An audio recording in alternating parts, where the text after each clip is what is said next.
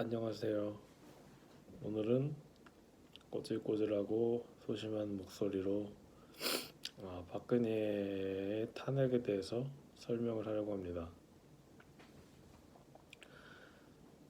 박근혜가 왜 탄핵당했는지 아는 사람은 거의 없는 것 같습니다. 제가 이웃집 아저씨랑 밥을 먹게 됐는데 먹기가 싫었는데 차 타고 오는 길에 왜 밥 잘 먹고 그런 얘기를 했는지 모르겠는데 박근혜가 뭘 잘못했냐고 그 아저씨가 말씀하셨어요. 그래서 그때 좀 화가 나기도 했지만 생각해보면 박근혜가 뭘 잘못했는지 제가 대답을 잘 할 수가 없었습니다. 근데 그거를 돌이켜보면 그 길거리에서 박근혜 하야를 외치던 사람들도 잘 대답을 못할 거예요. 그 고층 빌딩에서 이렇게 사람들을 시위하던 사람들을 내려다보던 기자님들도 그 이유에 대해서 잘 모를 겁니다. 이런 생각을 품고 있었는데 어느 큰 신문사의 큰 위원님이 그 박근혜가 탄핵당한 이유에 대해서 적어놨더라고요, 최근에. 그래서 흥미롭게 봤더니 박근혜의 그 정치적인 과정을 살펴봤더니 그게 어떤 뭐 무속인이나 다를 바 없는 여성에 의존해 있더라. 그런 맥락이 들춰졌으니까 박근혜는 탄핵당한 것이다. 그것이 이유다. 박근혜의 그 정치적인 의사결정의 맥락이 밝혀졌으므로 그게 참 볼품이 없었다. 그러니까 볼품이 없었다는 게 그분이 말한 그 이유죠. 핵심. 근데 그걸 읽고 내가 궁금해하는 거에 대해서 답을 했다는 게 참 신기하기도 했지만 그분이 놓치고 있는 거는 그 모든 유명인이나 뭐 대단한 사람들의 맥락을 들춰보면 진짜 볼품이 다 없거든요. 그러니까 다 볼품이 없으므로 볼품이 없다는 이유로 탄핵당한 건 아닌 것 같다는 점이죠. 그리고 탄핵을 당한 이유와 맥락이 들춰졌다는 것은 논리적으로는 좀 같은 얘기인 것 같은데 어쨌거나 뭐 그들에게는 그것이 하나의 이유가 될 수 있겠죠. 근데 저는 왜 들춰졌는지, 맥락이 왜 들춰졌는지라는 의문은 다시 생기는 것 같습니다. 왜 탄핵이 됐냐? 맥락이 들춰졌기 때문이다. 그럼 왜 맥락이 들춰졌느냐는 것이죠.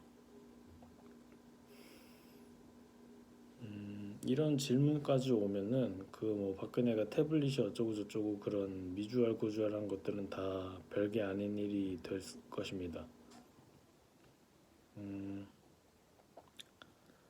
왜 맥락이 들춰져야만 했는가라는 걸 해보면 먼저 저는 한국의 정치 상황을 얘기할 수밖에 없는데요.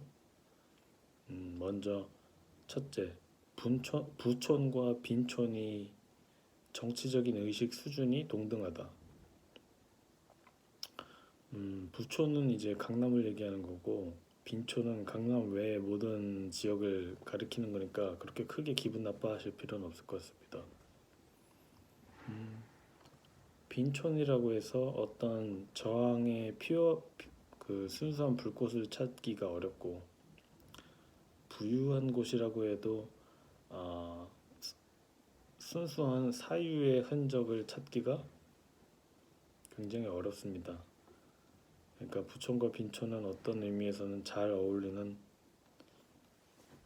커플인 거죠. 두 번째, 한국과 다른 한국이 멸시하는 국가들의 정치 의식 수준이 또이또이하다는 것입니다.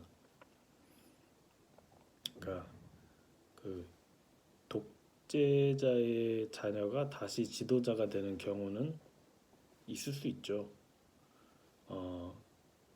그거는 그 자체, 그러니까 정치인의 자녀가 정치인이 된다는 것은 뭐 그렇게 큰 문제가 되는 건 아닌 것 같습니다. 왜냐면 그 자질이 자녀에게도 머물러 있을 거라는 생각도 뭐 가능하죠.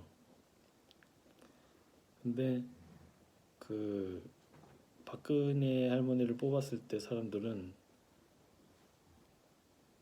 그 자질을 가진 이가 새로운 전국을 헤쳐나가는 모습을 기대한 것이 아니라 그 자질을 가진 이에 대해서 자기들이 느끼는 과거의 향수를 그냥 가지고 뽑은 거죠. 그러면 그 지도자 입장에서도 당황스럽습니다. 나에게 새로운 것을 요구하는 것인가 아니면 그냥 과거를 그냥 갖다 돌려놓으라는 얘긴가. 그러니까 그 동남아에도 그 독재자의 자녀가 이렇게 반복해서 지도자가 되는 경우가 있을 거예요. 근데 그 사람들과 크게 우리가 다르지 않은 행태를 보였다는 것입니다. 그래서 그 박근혜를 뽑고 나서 그 한국의 시선은 우리가 역사에 무슨 짓을 한 건가, 역사에서 그런 부끄러움이 있었고 또 저거를 기회만 있으면 빨리 치워야겠다, 약간 그런 비겁함도 있었습니다. 근데 그것이 그 박근혜 대통령에게 생긴 새로운 선, 금도였는데 그 분은 그거를 자기를 바라보는 사람들의 의식이 그렇다는 거를 인지를 못했고 과거의 선을 그냥 잘 지키다가 쫓겨나시게 된 거죠. 이상입니다.